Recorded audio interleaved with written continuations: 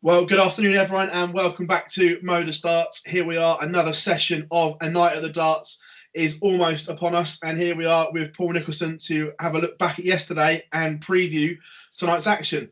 First of all, Paul, what a night it was last night. The standard was through the roof. Yeah, it wasn't bad, was it? I mean, there were some great performances individually from Kyle McKinstry at certain points. It took him a little bit of time to get going, but I think the missed doubles early on against Phill and Sherrick didn't ingrain themselves too deep, and he was able to forget about it and move on and be one of the strongest players of the night. But I think the game of the night for me was Fallon against Martin, and Fallon played so well to recover from 3-1 down. When in fact I thought Martin was going to stroll it at one point, but it just goes to show how much grit and determination she's got. But Dave Evans in his fourth week, we expect from him now. But what I really admired at the end of last night's session was, Mike Warburton had the excuse to maybe look towards the following day, but didn't do that, and he put in his best performance of the night at the very end. And you could tell when we were off the air just how much it meant to him. And I was really buoyed by that. And it made me think that this week's Night at the Darts League is going to be very competitive. That's one thing that we've noticed, that even from afternoons and evenings, it takes the players a day and a half to adjust to the new surroundings. We've seen Wessel and David in particular now excelling week in, week out. But when you're new to this, it's a little bit strange, as you obviously well know. Yeah, it's very odd. I remember my first game against Mark Webster, and we were both a little bit tongue-tied, really, as to what to do. In the small room that we were playing, you're used to someone else being there and almost dictating the pace, or you're dictating the pace for them. You have nobody to feed off. But once you get used to it, it's good. You find your own little comfort zones within the room. I used to sort of sit against the window when I wasn't throwing, so give myself almost a ghost player there who would you'd wait for the score to come across your headset, and then you'd go after that. So I found myself a good rhythm, I think, within a couple of days, and my performances started to improve, and I think that's the case for some of the other guys. New guys as well. We touched on him earlier, the village man, Carl McKinstry, again, just underlining what a good player he is. And I'm just staggered he's not on the main tour. What we've seen the last 18 months, it just shows you how good the strength in depth is. But again, stole the show almost last night. Yeah, I think so. The performance for me that he had, let me just look at my notes here, against Mike Warburton, it was that was just almost tongue on the desk type of stuff. You just wanted to sit back and watch it. And it was, I didn't think we'd get a better performance last night than what we did from Dave Evans in his first two matches, where he averaged almost identically 101 and change.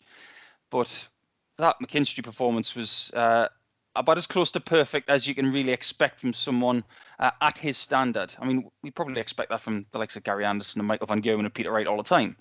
But for someone like Kyle to put in that performance, I think we can put a little bit more pressure on him now after that, because we've seen a bit more of what he's capable of. As well, the Queen of the Palace as well never, ever fails to disappoint. Although she only won one of her matches last night, she played some amazing darts. And that 11-dart leg to beat Martin Adams when it really matters, just absolutely breathtaking from Fallon. Yeah, that was a stunning leg. And it wasn't the only flash of brilliance from her on the evening. She could have stolen the game against McKinstry in game number 2, where she only just wired the 1-4-1 to steal it away from Kyle. That didn't happen, but it didn't deter her.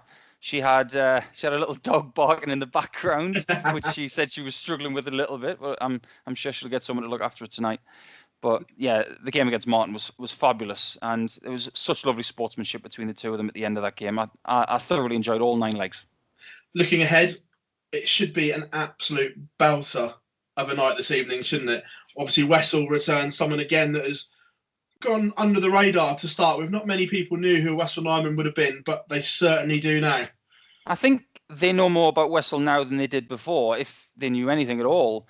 We know that he's played in the European Tour and obviously made his debut against Corey Cadby, which was very, very interesting. And we almost thought that Wessel hadn't really blossomed yet at this point, but what he's done over the last 3 weeks is showed us what he can actually do. So now we are getting that license to expect from Wessel. And I expect over the next 5 days him to perform again, because let's face it, he won the league last week. He'll want to make it 2 in a row. but there are plenty of people who are capable of stopping him, and I know that Dave Evans wants to do that. Is it a little rivalry we've got there between Dave and Wessel now? Because obviously they've been in from night one, the same as yourself back when we started this. Is this the little rivalry that's developed over the virtual darts, shall we say? Oh, make no mistake, those guys have been in since day one, and they want to batter each other every time they play each other.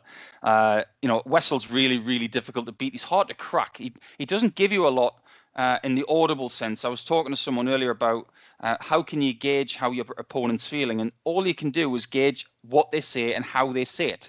And when Wessel says his scores, you get nothing from him. He's like a robot. It's almost like he's a Terminator, and he's just saying his stuff when someone presses a button. But yeah, I think Wessel Nyman's got a lot of potential. But yeah, there's definitely a rivalry. Maybe not from a nasty perspective, but they want to get one up on each other, and I think it could be an interesting game between those two tonight to start Wessel's week. So, scanning through the fixtures, is there one that really leaps off the page at you that you're looking forward to getting your teeth into this evening? Well, I haven't seen Wessel and David play since week one, so it's that one that sort of tickles the old lips a little bit, and you think, oh, I wonder what we're going to get in that one, because I'd like us to get another 9-darter this week. I think that's my craving, not just Aaron Monk getting all the glory, but I think we're very capable of getting it. I think we could in that game. I'm not going to stick my neck out and say we are going to, but I think if we are going to, it's probably going to be between those two because they've got so much practice together. So Evans versus Nyman tonight, I think, is the one that I'm looking forward to the most. And maybe later in the week, it'll have to be Sherritt against Adams in a rematch. And again, if you had your 10 pence worth, who would you be fancying to have the honour of the victory of the league this evening? I'd have to go with Dave Evans, I think. He only just got it done last night, obviously on leg difference. But I have to say that there was a lot to be chipper about when it comes to the Dave Evans camp last night. He maybe just ran out of steam a little bit against Mike Warburton, even though he played exceptionally well. So I think with having the practice and the games under his belt from last night, I think he's probably got to go in his favourite. Paul, absolute pleasure catching up with you before this evening's session.